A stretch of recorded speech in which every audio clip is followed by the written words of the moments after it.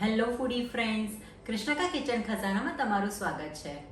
આજે આપણે જોઈશું સુરતનો ફેમસ એવો નાસ્તો સુરતી લોચો. ચલો ફટાફટ આપણે એની રેસીપી જોઈ લઈએ. જો તમને મારા વિડીયોઝ પસંદ આવતા હોય તો લાઈક કરો, શેર કરો ને સબસ્ક્રાઈબ કરો. તો સૌથી પહેલાં આપણે દાળ પલાળી લઈએ. તો 1 કપ મેં ચણાની દાળ લીધી છે. હવે ચણાની દાળની અંદર 1/4 કપ આપણે અડદની દાળ લઈ લઈશું. હવે દાળને આપણે 2 થી 3 વખત પ્રોપર વોશ કરી લઈશું. દાળને આપણે પ્રોપર વોશ કરી લીધી છે. હવે આપણે એની અંદર પાણી રેડી લઈશું. હવે દાળને આપણે ઢાંકીને 4 કલાક સુધીને પલળવા રાખીશું.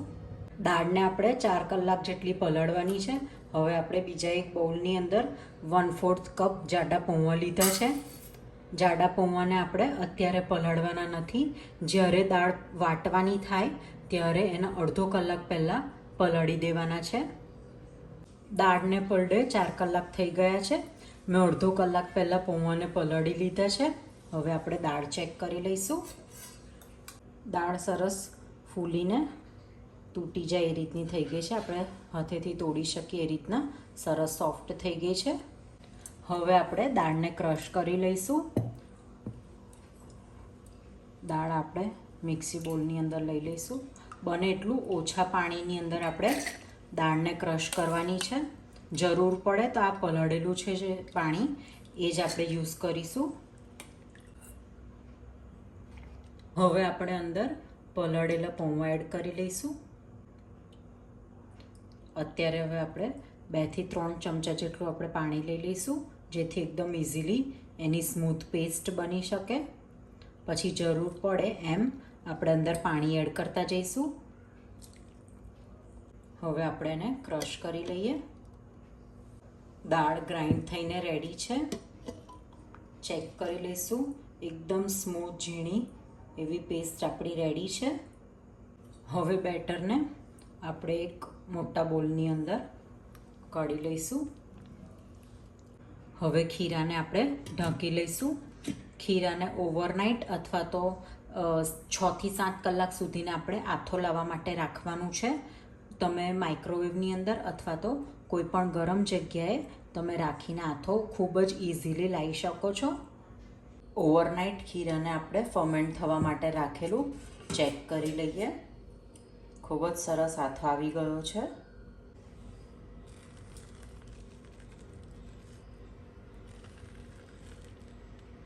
હવે એક વખત આપણે એને મિક્સ કરી લઈએ પ્રોપર.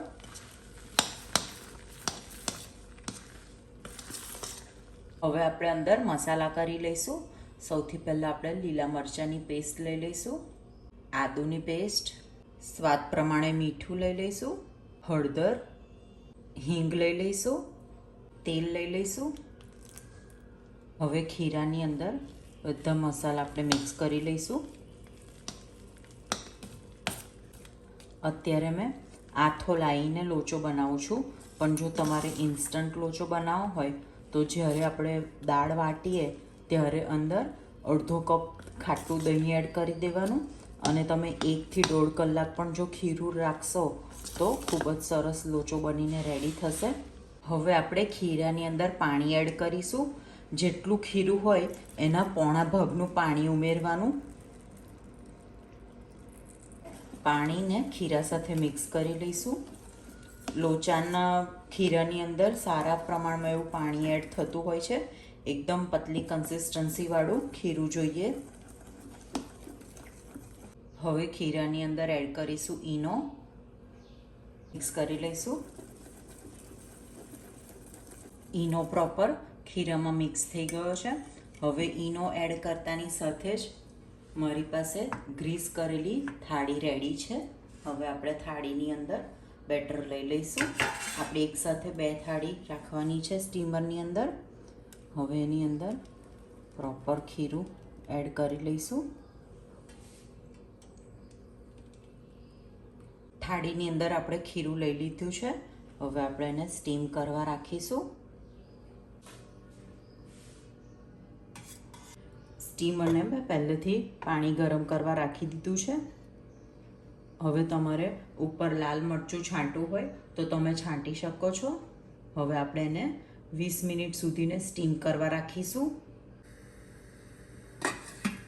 હવે આપણે લોચા ઉપર છાંટવાનો મસાલો બનાવી દઈએ. 1 ચમચી લાલ મરચું લઈશું, 1/4 ચમચી જેવું જીરું પાવડર, 1 ચમચી ચાટ મસાલો, ખૂબ જ ચટપટો ટેસ્ટ આવશે. 8 થી 10 નંગ મરી લઈ લઈશું, અડધી ચમચી સંચળ પાવડર. હવે આપણે એને એકદમ ફાઇન પાવડરમાં ગ્રાઇન્ડ કરી લઈશું. મસાલો ગ્રાઇન્ડ થઈને એકદમ સરસ રેડી છે. 20 મિનિટ થઈ ગઈ છે, આપણે ચેક કરી લઈશું. લોચો આપણો પ્રોપર સ્ટીમ થઈ ગયો છે. આપણે એને બહાર કાઢી લઈએ. હવે આપણે ગરમા ગરમ લોચાને સર્વ કરી લઈશું.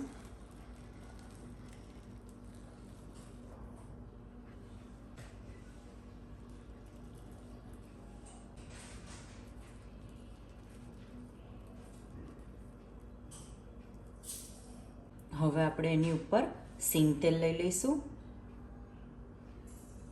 લોચા ઉપર સિંગ તેલ ખૂબ જ સરસ લાગે છે.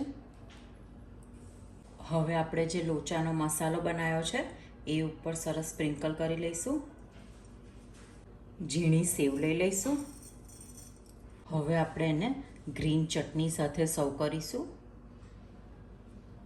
તો રેડી છે સુરતનો એકદમ ફેમસ એવો સુરતી લોચો.